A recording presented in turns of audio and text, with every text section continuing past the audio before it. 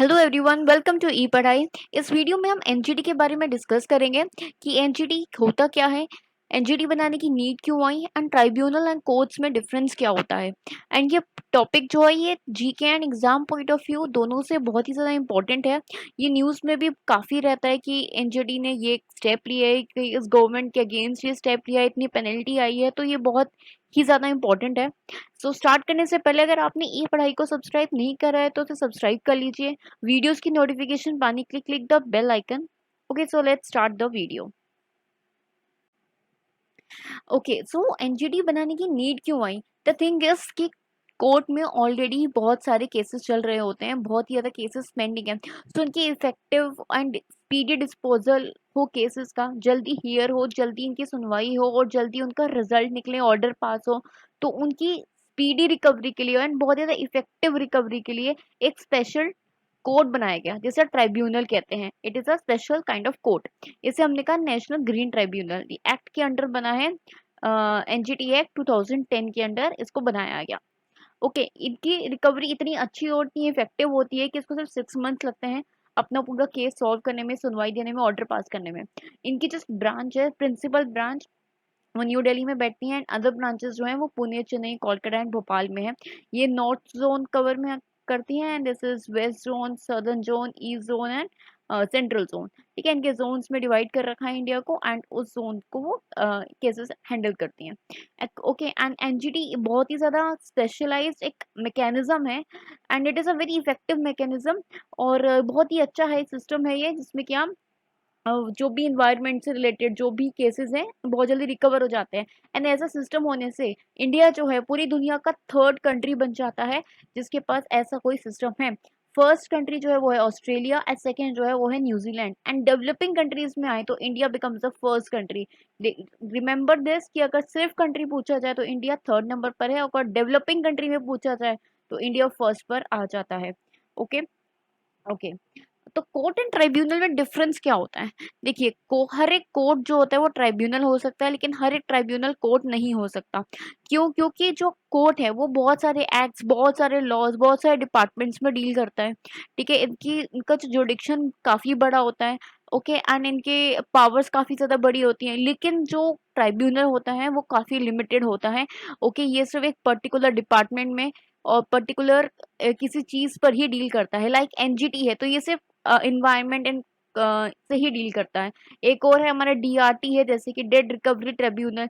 ये जो है, जो भी बैंक से लोन वगैरह लिया जाता है, डेट डेट मीन्स लोन, उनकी रिकवरी के रिगार्डिंग करते हैं। तो इनका जो एरिया है वो कम हो जाता है एंड काफ़ी उसमें फोकस्ड रहते हैं। तो इस बस यही डिफरेंस है, बाकी जो उनकी प्रोसीडिंग्स है वो काफ़ी हद तक सेम ही रहती हैं। Okay, okay. Next is structure of NGT. It is very important और इससे क्वेश्चन ज़्यादातर आते हैं कि स्ट्रक्चर क्या है। तो रिमेंबर कि जो इनके जो मेंबर्स हैं ये 3 पार्ट्स में डिवाइडेड हैं: chairman, expert members and judicial members.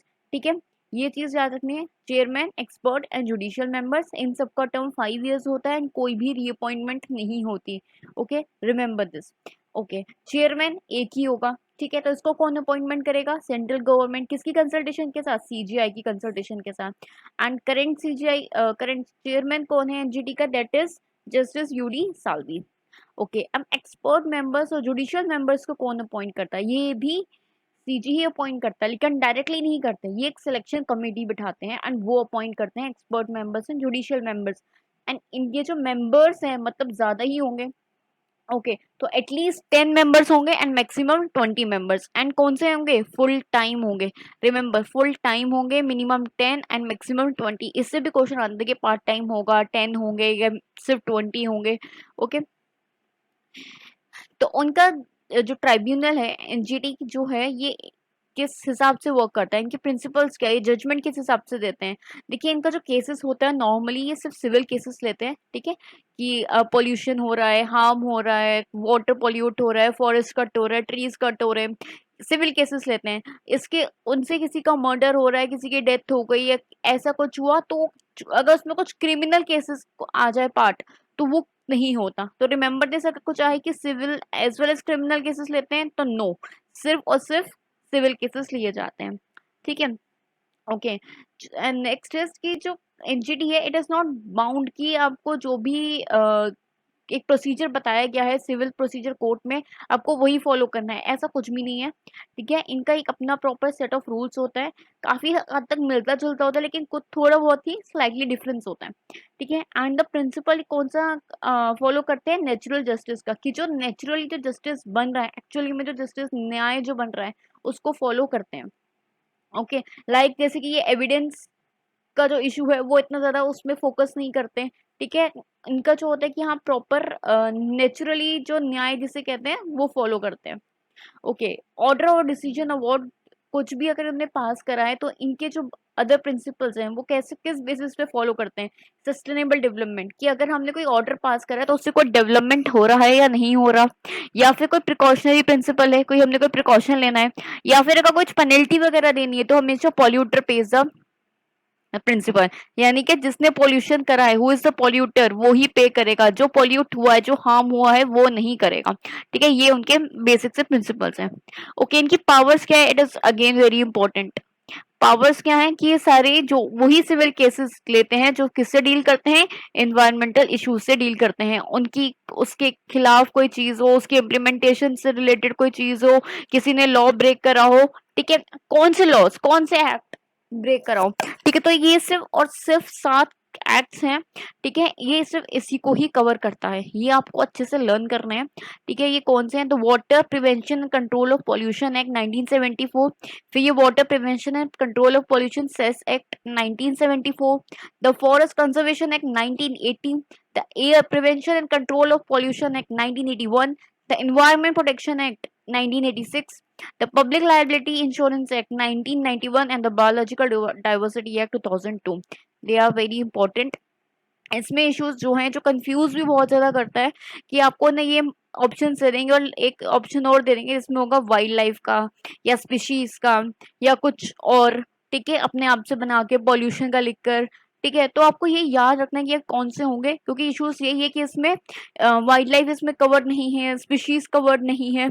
ठीक है, ओके, रिव्यू एंड अपील। देखिए, यू नीड टू अंडरस्टैंड कि ये वर्क कैसे करता है। कोई सपोज करो बहुत ज्यादा पॉल्यूशन हो रहा है, कोई किसी ने केस फाइल किया है एनजीटी में। ठीक है, एंड उसका ऑर्डर पास करा, सपोज करो कि किसी पे फाइन लगाया है 25 लाख रुपीज सपोज। ठीक है, ओके, फाइन लगी 25 लाख रुपीज का। तो अगर आपने उसको कंप्लायंस नहीं करा तो आपको क्या होगा, आपको जो पेनल्टी होगी वो क्या होगी, या तो आपको 3 साल की सजा हो सकती है या फिर आपको 10 करोड़ का फाइन लग सकता है या फिर बोथ। अगर आपने तो भी नहीं करा तो क्या होगा, आपको कंटिन्यूड फेलियर अगर रहता है तो आपको 25,000 रुपए पर डे के हिसाब से फाइन लगेगा। ठीक है, अगर आप इस उनके डिसीजन से, उनके अवार्ड से, उनके ऑर्डर से अगर आप सहमत नहीं हो तो आप अपील फाइल कर सकते हो। अपील आप कहाँ फाइल करोगे, वेयर, हाई कोर्ट में नहीं करोगे, कहाँ पे करोगे, सुप्रीम कोर्ट में करोगे। एंड कितने दिनों में, 90 डेज के अंदर आपको फाइल करना है। It is very important. Okay, so this is all about NGT. I hope you understand this, आपको समझ में आया होगा।